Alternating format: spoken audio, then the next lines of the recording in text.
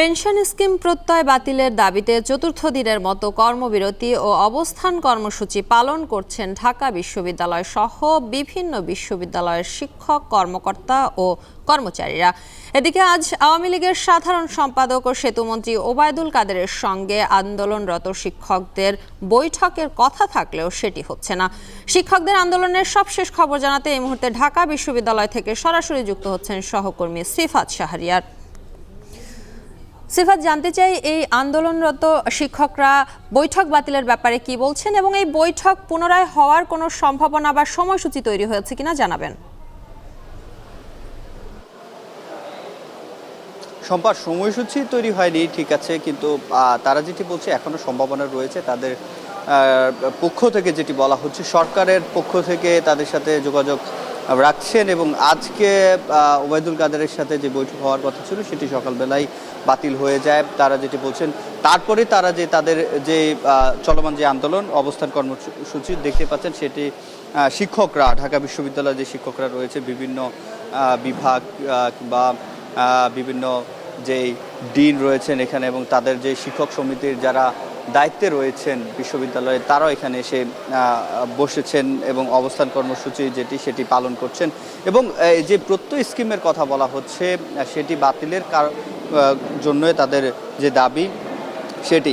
আপনাকে যদি একটু বলি যে বিদ্যমান যে পেনশন স্কিম রয়েছে তার সাথে আসলে প্রত্যয় স্কিমের পার্থক্য কতটুকু, কেনই বা শিক্ষকরা এই আন্দোলনে নেমেছেন, সে সাথে কর্মকর্তা কর্মচারীরাও এই আন্দোলনে নেমেছেন।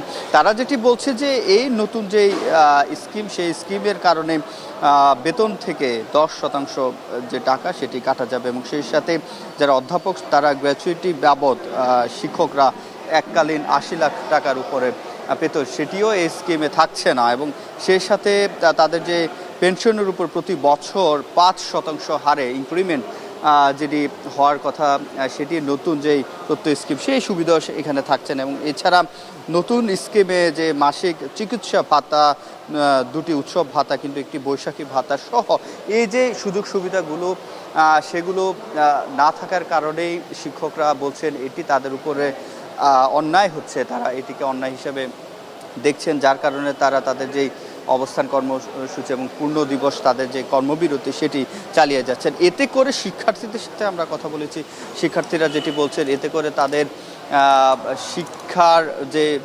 জটিলতা, সেক্ষেত্রে পাঠদানের যে জটিলতা সেটি তো তৈরি হচ্ছে এবং সেশন জটের পড়তে পারেন বলেও শিক্ষার্থীরা মনে করছেন। তবে শিক্ষকরা তাদের যে অবস্থান, যে কর্মসূচি সেখানে তারা অনড় রয়েছেন এবং তারা যেটি বলছেন যে পরবর্তীতে যদি আলোচনায় তাদের যে দাবি দেওয়া সেটি যদি মানা না হয় তাহলে তারা অনির্দিষ্টকালের জন্য যে তাদের যে অবস্থান কর্মসূচি এবং তাদের যে কর্মবিরতি সেটি তারা চালিয়ে যাবেন। সবাই এই ছিল আমার কাছে ঢাকা বিশ্ববিদ্যালয় থেকে সবশেষ। ঢাকা বিশ্ববিদ্যালয় থেকে আমাদের সঙ্গে যুক্ত ছিলেন সহকর্মী সিফাত শাহরিয়ার।